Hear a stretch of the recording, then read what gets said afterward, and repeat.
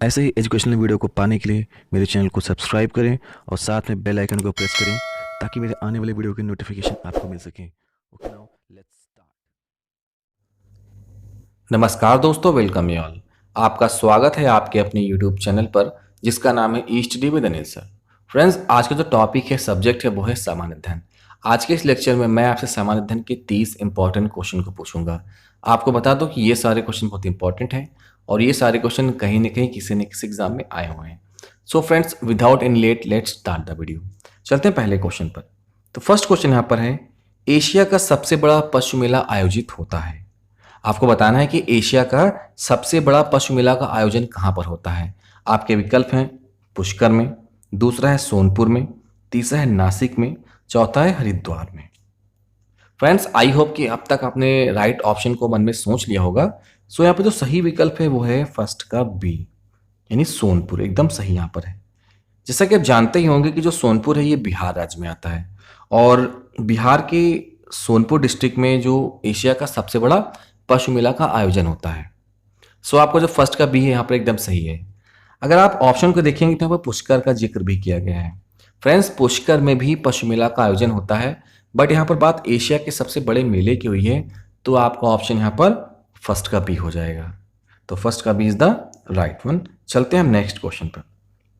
Next question यहाँ पर है, समता के अधिकार का उल्लेख संविधान के किन अनुच्छेदों में मिलता है।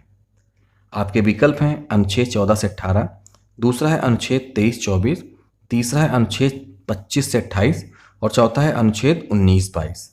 आपको बताना है कि समता के अधिकार का उल्लेख संविधान के किन अनुच्छेदों में मिलता है। फ्रेंड्स, आई होप कि अब तक आपने ऑप्शन को गेस कर लिया होगा। सो यहाँ पर जो सेकंड का ए है, यानी अनुच्छेद 14 से 18, ये एकदम सही है। देखिए, अनुच्छेद 14 से 18 द्वारा संविधान प्रत्येक व्यक्ति को समता का अधिकार प्रदान करता है। देखिए फ्रेंड्स, अगर बात करें यहाँ पर अनुच्छेद 23 और 24 की, जो कि ऑप्शन में दिया हुआ है, तो ये क्या चीज का जिक्र करता है। तो अनुच्छेद 23-24 शोषण के विरुद्ध अधिकार का जिक्र करता है, जैसे मनुष्य के क्रय विक्रय, बाल श्रम, बंधक मजदूरी प्रथा आदि पर। बात करें अनुच्छेद 25 से 28 की, तो इसमें धर्म की स्वतंत्रता के मौलिक अधिकार का जिक्र किया गया है।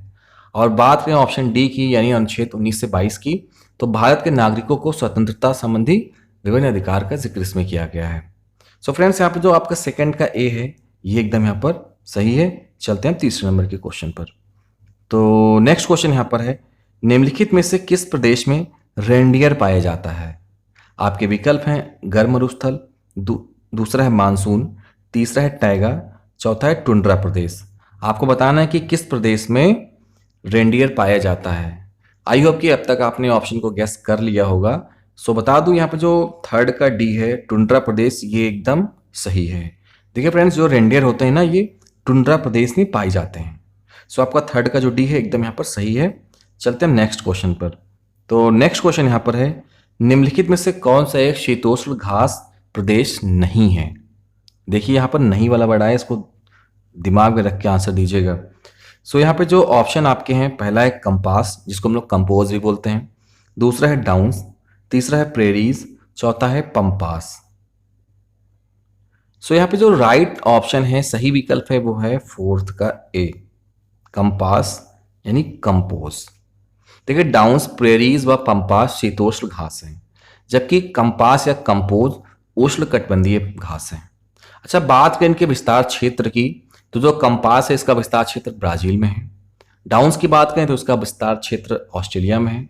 प्रेरी का यूएसए में है और पंपास का अर्जेंटीना में है।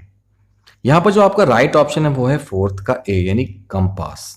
चलते हैं नेक्स्ट क्वेश्चन पर। देखिए फ्रेंड्स, ये क्वेश्चन आई थिंक टेट में आया था और इस क्वेश्चन में काफी विवाद हुआ था। तो अभी जिक्र करूंगा कि इसका रीजन क्या था विवाद का। देखिए, क्वेश्चन यहाँ पर है कि भारत में थारू जनजाति कहाँ निवास करती है। आपके विकल्प हैं उत्तर प्रदेश के तराई क्षेत्र में, दूसरा है उत्तराखंड में, तीसरा है झारखंड में और चौथा है थार मरुस्थल में। फ्रेंड्स, हो सकता है कि आपके दिमाग में यहाँ पर फिफ्थ का ए आ रहा हो और हो सकता है कि आपके दिमाग में फिफ्थ का बी भी आ रहा हो। आपको बता दो कि दोनों ऑप्शन सही है। यहाँ पर उत्तर प्रदेश के तराई क्षेत्र में भी सही है और उत्तराखंड में भी सही है।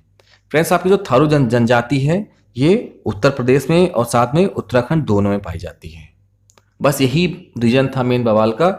कुछ लोगों ने यहाँ पर फर्स्ट ऑप्शन को चूज किया था, जबकि कुछ लोगों ने यहाँ पर सेकंड ऑप्शन को चूज किया था, और लास्ट में आयोग को दोनों आंसर को सही मानना पड़ा था। सो यहाँ पे जो आपका राइट ऑप्शन होगा वो आपका फिफ्थ का ए और बी दोनों यहाँ पर है। चलते हैं नेक्स्ट क्वेश्चन पर। तो अगला क्वेश्चन यहाँ पर है, भिलाई इस्पात संयंत्र स्थित है। आपके विकल्प है झारखंड में, दूसरा है छत्तीसगढ़ में, तीसरा है उड़ीसा में, चौथा है मध्य प्रदेश में। आपको यहाँ पे सही विकल्प का चुनाव करना है। बता दो जो आपका सिक्स का बी है छत्तीसगढ़, ये एकदम सही है। भिलाई इस्पात संयंत्र छत्तीसगढ़ में स्थित है। देखिए भिलाई इस्पात संयंत्र भारत के छत्तीसगढ़ के भिलाई में स्थित इस्पात कारखाना है। यह भारत का पहला इस्पात उत्पादक संयंत्र है तथा मुख्यतः रेलों का उत्पादन करता है। इस कारखाने की स्थापना दूसरे पंचवर्षीय योजना के अंतर्गत की गई थी। यहाँ पर जो सिक्स का बी है यानी छत्तीसगढ़, ये एकदम यहाँ पर सही है। चलते हैं नेक्स्ट क्वेश्चन पर। तो नेक्स्ट क्वेश्चन यहाँ पर है, किसी राज्य के राज्यपाल की नियुक्ति के लिए कम से कम क्या उम्र होनी चाहिए? आपके विकल्प हैं 45 वर्ष, दूसरा है 50 वर्ष, तीसरा है 30 वर्ष, चौथा है 35 वर्ष। देखिए जिस प्रकार केंद्र में राष्ट्र का प्रमुख राष्ट्रपति होता है, उसी प्रकार राज्यों में राज्य का प्रमुख राज्यपाल होता है। संविधान के अनुच्छेद 157 व अनुच्छेद 158 में राज्यपाल के पद के लिए आवश्यक पात्रता निर्धारित की गई है। देखिए वह भारत का नागरिक हो, दूसरा है उसकी उम्र कम से कम 35 वर्ष हो, तीसरा है वह किसी लाभ के पद पर ना हो, और चौथा है वह ना तो संसद के किसी सदन का सदस्य हो और ना ही राज्य विधायिका का। आपका जो राइट ऑप्शन यहाँ पर वो है सेवेंथ का डी यानी 35 वर्ष। कम से कम उसकी उम्र 35 वर्ष की होनी चाहिए। अतः आपका जो सेवेंथ का डी है 35 ईयर्स, ये एकदम सही है। चलते हैं हम नेक्स्ट क्वेश्चन पर। नेक्स्ट क्वेश्चन यहाँ पर है, मनुष्य के शरीर की सबसे बड़ी ग्रंथि है। आपके विकल्प हैं पीयूष ग्रंथि, दूसरा है अधिवृक्क, तीसरा है यकृत, चौथा है अग्नाशय। आपको बताना है कि मनुष्य के शरीर की सबसे बड़ी ग्रंथि कौन सी है। आई होप कि अब तक आपने गेस कर लिया होगा। यहाँ पर जो एर्थ का सी है यकृत, ये एकदम सही है, और यकृत को हम लोग इंग्लिश में लीवर बोलते हैं। सो आपका जो एर्थ का सी है ये एकदम सही है, यकृत इज द राइट वन। चलते हैं आप नेक्स्ट क्वेश्चन पर। तो नेक्स्ट क्वेश्चन यहाँ पर है, एलिफेंटा द्वीप अवस्थित है। आपके विकल्प हैं गोवा तट, दूसरा है मुंबई तट, तीसरा है गंगा डेल्टा, चौथा है कच्छ तट। आपको बताना है कि एलिफेंटा द्वीप कहाँ पर अवस्थित है। तो क्या ए सही है, बी सही है, सी सही है या फिर डी सही है? यहाँ पर जो राइट ऑप्शन है वो है नाइन्थ का बी। कहाँ पर? मुंबई तट पर एलिफेंटा द्वीप अवस्थित है। तो नाइन्थ का B is the right one. बढ़ते हैं हम नेक्स्ट क्वेश्चन पर। अगला क्वेश्चन यहां पर है, कार्बी एंगलोंग पठार विस्तार है। कार्बी एंगलोंग पठार विस्तार है कहां का? हिमालय का, दूसरा तिब्बत का, तीसरा है शान पठार का, चौथा है प्रायद्वीपीय पठार का। फ्रेंड्स काफी इंपॉर्टेंट क्वेश्चन है, इसको आप स्टार्ट टिक कर सकते हैं, ये एग्जाम में कई बार पूछा गया है। तो आपको बताना कि कार्बी एंगलोंग पठार विस्तार है। सो यहाँ पे जो 10th का डी है प्रायद्वीपीय पठार का, ये एकदम सही है। तो 10th का D is the right one. चलते हैं हम नेक्स्ट क्वेश्चन पर। तो अगला क्वेश्चन यहाँ पर है, wild life institute of India यानी WII कहाँ स्थित है। आपको बताना है कि WII यानी wild life institute of India कहाँ स्थित है। आपके विकल्प हैं अहमदाबाद में, दूसरा है नई दिल्ली में, तीसरा है कोयम्बटूर में, और चौथा है देहरादून में। तो क्या ए सही है, बी सही है, सी सही है या फिर डी वाला सही है? आई होप कि अब तक आपने ऑप्शन को सोच लिया होगा। सो यहाँ पे जो 11 का डी है देहरादून, ये एकदम सही है, और देहरादून आपके उत्तराखंड में है। सो यहाँ पर जो 11 का डी है ये एकदम सही है। देखिए, और wild life institute of India को हम लोग भारतीय वन्यजीव संस्थान भी कहते हैं। अतः आपका जो 11 का डी है एकदम सही है। बढ़ते हैं नेक्स्ट क्वेश्चन पर। तो नेक्स्ट क्वेश्चन यहाँ पर है, शोला घास स्थल कहाँ पाए जाते हैं। शोला घास स्थल कहाँ पर पाए जाते हैं? आपके विकल्प हैं हिमालय, दूसरा है पश्चिमी घाट, तीसरा है पूर्वी घाट, चौथा है विंध्याचल। यहाँ पर जो सही विकल्प है वो है 12 का बी यानी पश्चिमी घाट। तो शोला घास स्थल पश्चिमी घाट में पाए जाते हैं। तो 12 का बी एकदम सही ऑप्शन है। चलते हैं अब नेक्स्ट क्वेश्चन पर। नेक्स्ट क्वेश्चन यहाँ पर है, भारतीय संविधान में विधि का शासन विचार कहाँ से लिया गया है। आपको बताना है कि विधि का शासन विचार कहाँ से लिया गया है। आपके विकल्प हैं स्विट्जरलैंड, दूसरा है अमेरिका, तीसरा है इंग्लैंड, चौथा है आयरलैंड। फ्रेंड्स बता दूं इसका जो सही विकल्प है वो है 13 का सी यानी इंग्लैंड। तो विधि का शासन विचार जो है इंग्लैंड से लिया गया है। देखिए विधि शासन या कानून का शासन का अर्थ है कि कानून सर्वोपरि है तथा वह सभी लोगों पर समान रूप से लागू होती है। मतलब ऐसा नहीं कि कोई बड़ा आदमी तो उस पर कानून लागू नहीं होगा, उस पर नियम लागू नहीं होंगे, और छोटा आदमी तो उस पर सारे नियम कानून लागू होंगे। कानून सभी के लिए समान है, बराबर है। तो यहाँ पे जो 13 का सी इंग्लैंड ये एकदम सही है। बढ़ते हैं अब नेक्स्ट क्वेश्चन पर। फ्रेंड्स ये क्वेश्चन बहुत इंपॉर्टेंट है। ये क्वेश्चन पता नहीं कितनी बार एग्जाम में पूछा गया है, इसको तो आप कहीं लिख ही लो किसी कॉपी पर। तो क्वेश्चन यहाँ पर यह है कि टमाटर का लाल रंग किस रंजक यानी पिगमेंट के कारण होता है। आपके विकल्प हैं एंथोसाइनिन, दूसरा है साइनाइड, तीसरा है जेंथोफिल, चौथा है लाइकोपिन। तो बता दूं यहाँ पे जो सही विकल्प है वो है 14 का डी यानी लाइकोपिन। टमाटर का लाल रंग का जो मेन रीजन है वो लाइकोपिन के कारण होता है। सो आपका जो 14 का डी है एकदम सही है। बढ़ते हैं हम नेक्स्ट क्वेश्चन पर। अगला क्वेश्चन यहाँ पर है फल के रस में चीनी की सांद्रता मापी जाती है। आपके ऑप्शन है चीनोमीटर द्वारा, दूसरा है पोटोमीटर द्वारा, तीसरा है रिफ्रैक्टोमीटर द्वारा और चौथा है ट्रेंडोमीटर द्वारा। आपको बताना है कि फलों के रस में चीनी की सांद्रता मापी जाती है। सो यहाँ पे जो राइट ऑप्शन है वो है 15 का सी। फलों के रस की चीनी की सांद्रता मापने के लिए हम लोग रिफ्रैक्टोमीटर का यूज करते हैं। सो आपका जो 15 का सी है एकदम सही है। बढ़ते हैं हम नेक्स्ट क्वेश्चन पर। अगला क्वेश्चन यहाँ पर है कौन सा उर्वरक किसान खाद के नाम से जाना जाता है। कौन सा उर्वरक किसान खाद के नाम से जाना जाता है। आपके विकल्प हैं कैल्शियम नाइट्रेट, दूसरा है कैल्शियम अमोनियम नाइट्रेट, तीसरा है सोडियम नाइट्रेट और चौथा है यूरिया। आपको बताना है कि क्या ए वाला सही है, बी सही है, सी सही है या फिर डी सही है। और आई होप कि अब तक आपने ऑप्शन को गैस कर लिया होगा। तो बता दो यहाँ पे जो आपका 16 का बी है क्या कैल्शियम अमोनियम नाइट्रेट ये एकदम सही है और इसे हम लोग किसान खाद के नाम से जानते हैं। सो आपका जो 16 का बी है एकदम सही है। बढ़ते हैं हम नेक्स्ट क्वेश्चन पर। तो नेक्स्ट क्वेश्चन यहाँ पर है आपको बताना कि कॉर्बिलान कब संबंधित है। आपके विकल्प हैं विश्व महिला टेबल टेनिस से, दूसरा है विश्व महिला क्रिकेट से, तीसरा है विश्व महिला बैडमिंटन से और चौथा है विश्व महिला हॉकी से। आपको बताना कि कॉर्बिलान कब संबंधित है। सो यहाँ पे जो राइट ऑप्शन है वो है 17 का ए। कॉर्बिलान कब संबंधित है विश्व महिला टेबल टेनिस से। सो आपका जो 17 का ए है एकदम यहाँ पर सही है। बढ़ते हैं हम नेक्स्ट क्वेश्चन पर। नेक्स्ट क्वेश्चन यहाँ पर है संयुक्त राज्य अमेरिका यानी यूएसए का राष्ट्रीय खेल कौन सा है। आपके विकल्प हैं बेसबॉल, दूसरा है फुटबॉल, तीसरा है वॉलीबॉल, चौथा है बास्केटबॉल। आपको बताना है कि यूएसए का राष्ट्रीय खेल कौन सा है। आई होप कि अब तक आपने ऑप्शन को गेस कर लिया होगा क्योंकि काफ़ी आसान सा क्वेश्चन है। सो यहाँ पर जो 18 का ए है बेसबॉल ये एकदम सही है। देखिए अमेरिका का राष्ट्रीय खेल जो है बेसबॉल है। बेसबॉल एक बल्ले एक गेंद से खेले जाने वाला अमेरिकी खेल है। अतः आपका जो 18 का ए है बेसबॉल ये एकदम सही है। चलते हैं नेक्स्ट क्वेश्चन पर। तो नेक्स्ट क्वेश्चन में पूछा गया है कि उस्ताद विलायत अली खां किस वाद्य यंत्र से जुड़े थे। आपके विकल्प हैं तबला, दूसरा है सितार, तीसरा है सरोद, चौथा है वीणा। आपको बताना कि उस्ताद विलायत अली खां किस वाद्य यंत्र से जुड़े थे। सो आपका जो राइट ऑप्शन है वो है 19 का बी। क्या है सितार। जी फ्रेंड उस्ताद विलायत अली खां सितार वाद्य यंत्र से जुड़े थे। सो आपका जो 19 का बी है एकदम यहाँ पर सही है। बढ़ते हैं नेक्स्ट क्वेश्चन पर। तो नेक्स्ट क्वेश्चन यहाँ पर है नूनमती क्या है। आपको बताना है कि नूनमती क्या है। आपके विकल्प हैं अड़ुभट्टी, दूसरा है सेना ब्रिगेड, तीसरा है स्पेस शटल, चौथा है तेल शोधन। आपको बताना है कि नूनमती क्या है। सो यहाँ पे जो राइट ऑप्शन है वो है 20 का डी। क्या है तेल शोधन कारखाना, मतलब ऑयल रिफाइनरी है ये। देखिए नूनमती असम में स्थित है। यह पेट्रोलियम उपयोग के लिए प्रसिद्ध है। इस स्थान पर इंडियन ऑयल कंपनी द्वारा पहला तेल शोधन कारखाना शुरू किया गया था।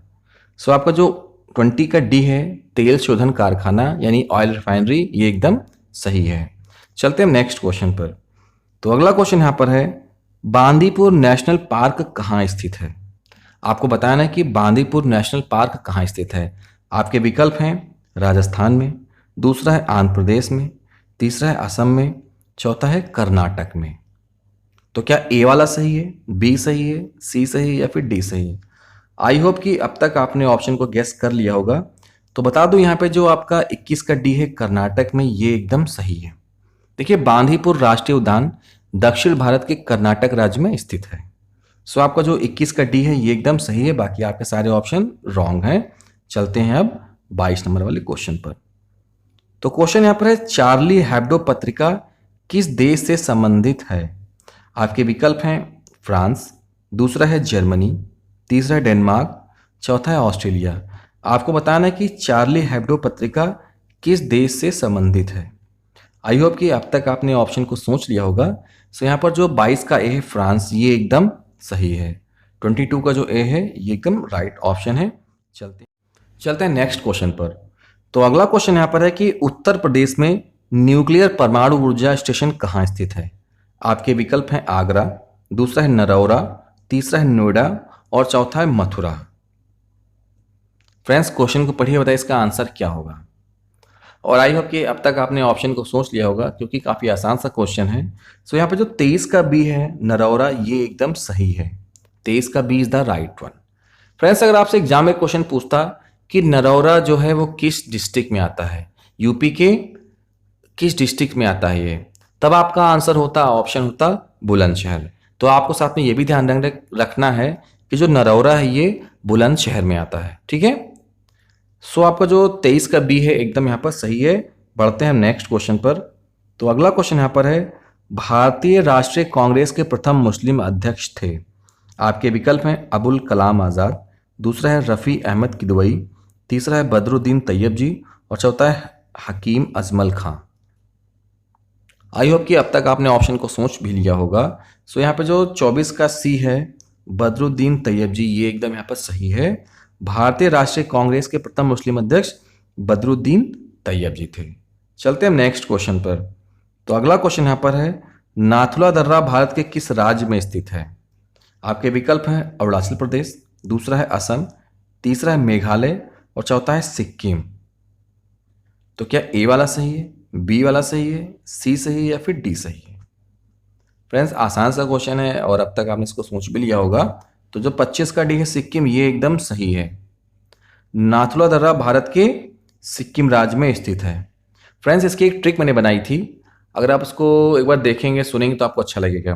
तो ट्रिक इसकी थी कि सिक्किम के नाथू को जेल, देखिए सिक्किम आपका राज्य हो गया और नाथू आपका जो है वो आपका दर्रा हो गया और साथ में आपका जलेपला भी दर्रा हो गया। देखिए यहाँ पे आया है सिक्किम के नाथू को जेल, तो सिक्किम आपका राज्य हो गया और नाथू से आपका बनेगा नाथुला दर्रा और जेल से बनेगा आपका जलेपला दर्रा। तो नाथुला दर्रा और जलेपला दर्रा आपके सिक्किम राज्य में है। इस ट्रिक की जो डिस्क्रिप्शन में आपको लिंक दे दूंगा और इस वीडियो का लिंक डिस्क्रिप्शन में आपको मिल जाएगा, वहाँ से एक बार वीडियो को ज़रूर चेकआउट करिएगा। और आई होप कि मैं श्योर कहता हूँ कि वहाँ से एक बार वीडियो देख लेंगे तो आपको सारे दर्रे के शॉर्ट ट्रिक के माध्यम से आपको सब दर्रा एकदम क्लियर हो जाएगा। सो फ्रेंड डिस्क्रिप्शन जरूर चेक करिएगा। सो यहाँ पर जो 25 का डी है एकदम यहाँ पर सही है। बढ़ते हैं हम नेक्स्ट क्वेश्चन पर। अगला क्वेश्चन यहाँ पर है काकोरी कांड केस किस वर्ष हुआ था? आपके विकल्प हैं 1920, दूसरा है 1925, तीसरा है 1930 और चौथा है 1935। यहाँ पे जो राइट ऑप्शन है वो है 26 का बी 1925। जो काकोरी कांड हुआ था ये 1925 में हुआ था। चलते हैं अब 27वें नंबर के क्वेश्चन पर। तो क्वेश्चन यहाँ पर है कि सुदर्शन झील का निर्माण किस शासक के काल में हुआ था? आपके विकल्प हैं चंद्रगुप्त, दूसरा है अशोक, तीसरा है समुद्रगुप्त, चौथा है बिंदुसार। आपको बताना है कि सुदर्शन झील का निर्माण किस शासक के काल में हुआ था। सो यहाँ पे जो 27 का ए है चंद्रगुप्त, ये एकदम सही है। 27 का a is the right one. Sudarshan झील गुजरात के गिरनार में स्थित है, जिसका निर्माण चंद्रगुप्त मौर्य के शासनकाल में हुआ था। अतः आपका जो 27 का ए है ये एकदम सही है। अब बढ़ते हैं नेक्स्ट क्वेश्चन पर। तो अगला क्वेश्चन यहां पर है आराम बाग अधोलिखित किस मुगल बादशाह ने बनवाया था? आपके विकल्प हैं जहांगीर, दूसरा है बाबर, तीसरा है हुमायूं और चौथा है अकबर। आपको बताना है कि आराम बाग जो है वो किस मुगल शासक ने बनवाया था। यहां पे जो राइट ऑप्शन है वो है 28 का बी, वो है बाबर। सो फ्रेंड्स, बाबर ने ही, मुगल बादशाह बाबर ने ही आराम बाग बनवाया था। देखिए, आराम बाग जो है भारत का सबसे पुराना मुगल गार्डन है, जो मूल रूप से मुगल सम्राट बाबर द्वारा 1528 ईस्वी में बनवाया गया था। यहाँ पे जो राइट ऑप्शन है वो है 28 का बी, यानी बाबर। अब चलते हैं नेक्स्ट क्वेश्चन पे। तो अगला क्वेश्चन यहाँ पर है, गोदावरी नदी निकलती है। आपको बताना है कि गोदावरी नदी जो है वो कहाँ से निकलती है। आपके विकल्प हैं अमरकंटक से, दूसरा है महाबलेश्वर से, तीसरा है नासिक से और चौथा है बैतूल से। आपको बताना कि गोदावरी नदी कहाँ से निकलती है। तो यहाँ पे जो राइट ऑप्शन है वो है 29 का सी, क्या है, नासिक से। गोदावरी नदी दक्षिण भारत की एक प्रमुख नदी है। इसे दक्षिण गंगा भी कहा जाता है।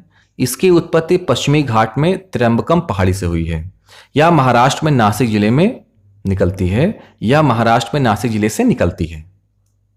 सो यहाँ पे जो 29 का सी है एकदम यहाँ पर सही है, नासिक से इज द राइट वन।